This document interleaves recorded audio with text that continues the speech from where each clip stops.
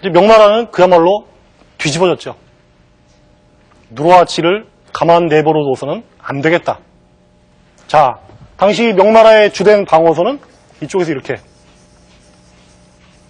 지도가 워낙 추상적이라서 현실성이 없습니다만은 바로 이 북경은 만리장성 너머에 존재하고 있죠. 여기 바로 만리장성입니다. 그러니까 이제 무순을 점령했으니까 더 이상 이 지역으로 오는 걸 막아내려면 아예 누르하치 집단의 기세를 꺾어버려야 되겠다. 근데 이제 당시 누르하치의 본토는 여기에 바로 오늘날 만주 지역의 그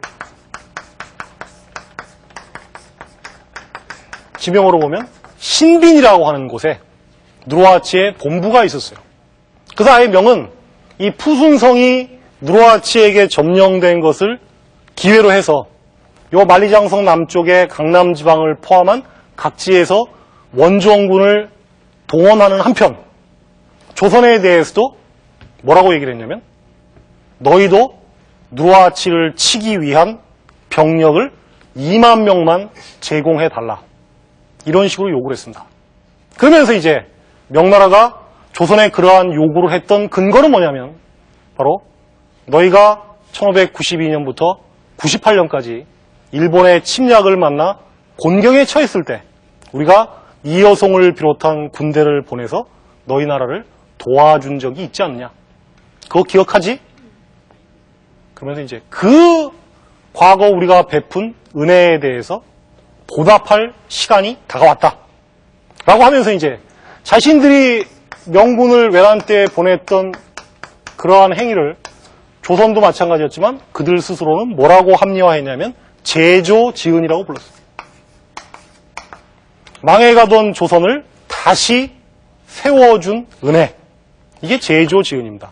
그러니까 이제 누르하치를 치는데 조선이 협조하는 것은 바로 제조지은에 보답하는 가장 확실한 길이다. 이런 이제 수사를 달아가지고 사절을 조선에 파견해서 2만 명의 병력을 보내라고 요구를 했습니다. 조선 역시 뒤집어질 수밖에 없었죠. 자, 1618년이면 외란이 1598년에 끝났으니까 외란이 끝난 지 몇 년이 지난 때입니까? 대단히 어려운 수학이죠? 20년. 그렇죠? 20년이라고 하는 시간은 7년이라고 하는 긴 전쟁의 상처를 치유하기에는 턱도 없이 짧은 시간입니다. 그러니까 조선의 입장에서는 고민에 빠질 수밖에 없었죠. 특히 광해군은 한마디로 얘기해서 안 된다였습니다. 지금 조선은 외란이 남긴 후유증에서 벗어났는데도 허덕거리고 있는데 다시 2만 명이나 되는 병력을 동원해가지고 명나라가 주도하는 이 다국적 군대 여기에 참전하게 되면 조선은 그 후유증으로 망하고 말 것이다. 군대 2만 명을 동원하면 군인만 동원합니까? 그들에게 먹고 입히고 재우고 할 여러 가지 군수물자를 동시에 다 마련해야 되겠죠. 뿐만 아니라 병력이 압록강을 건너 만주로 이동할 때는 식량이나 군수물자를 실은 운송부대가 또 뒤에 따라가야 될 거 아닙니까? 그러려면 사람들을 징발해야 될 것이고 그 재원을 마련하기 위해서 막대한 양의 세금을 부과해야 될 것이고 그것은 결국 겨우 회복의 기미를 보이던 조선의 사회경제를 심각하게 파괴할 수 있는 광해군이 별로 생각하고 싶지 않은 최악의 악수였던 셈이죠. 그래서 광해군은 안 된다라고 하는 게 기본 입장이었습니다. 그리고 동시에 이거는 뭐에 대한 저항이냐면 명나라가 이 전쟁에 조선을 끌어들이려 했던 것은 겉으로는 제조지은에 대해서 보답하라라고 하는 명분을 내세웠지만 실제로는 원래 한족들이 주변의 오랑캐 국가들을 다른 오랑캐를 치는데 이용해왔던 전통적인 이른바 이제의 정책의 기본이었어요. 자,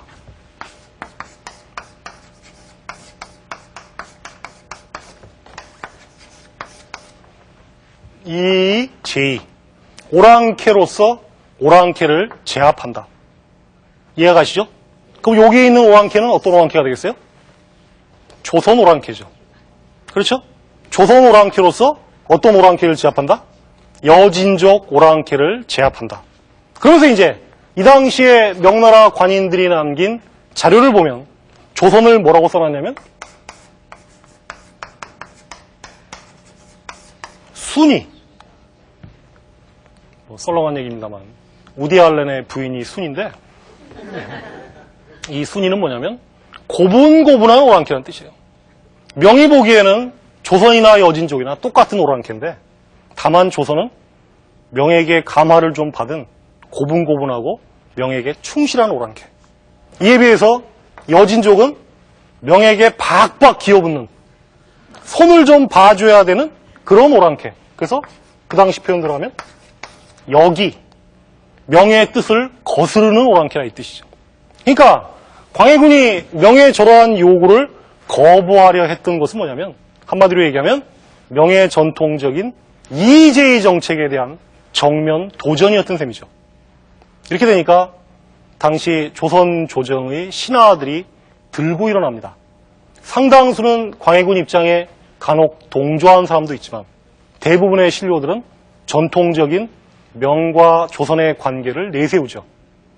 명은 우리에게 부모의 나라다. 더욱이 외란 당시에는 막대한 물력과 엄청난 인력을 보내서 조선을 망하는 것으로부터 구원해 주었다. 그러니 이제 그 부모의 나라가 위기에 처해 있는데 우리의 처지만을 이유로 해서 그 청을 받아들이지 않는다라면 이것은 부모를 섬기는 도리가 아니다. 설사 망하는 한이 있더라도 조선은 군대를 어떻게 해야 된다? 보내야 된다. 이런 주장을 폈어요. 당시 그들이 여진족을 멸시하고 있던 그런 감정이라든지 그들의 의식 상태로 보면 충분히 있을 수 있는 얘기죠. 그렇죠? 그러니까 어떤 것이 옳으냐? 여기에 대한 섣부른 판단은 안 하겠습니다만은 이제 중요한 것은 그 이후의 과정이 어떻게 전개되느냐. 그걸 한번 볼 필요가 있습니다. 자, 이렇게 국내에서도 광해군의 입장에 반발하는 기미가 보이니까 광해군은 상당히 심각한 고민에 빠질 수밖에 없었어요. 그러나 결국 결론을 내린 거는 그럼에도 불구하고 지금 만약에 누르하치를 공격해서 누르하치로부터 원한을 사게 되면 조선 자체가 사회경제적인 피해를 입을 뿐만 아니라 누르하치로부터 보복 공격